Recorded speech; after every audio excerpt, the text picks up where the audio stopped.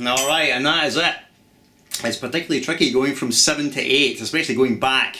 8, 7 is a very tricky differentiation to hear, and also it's very hard to say because the way that you say it makes it hard.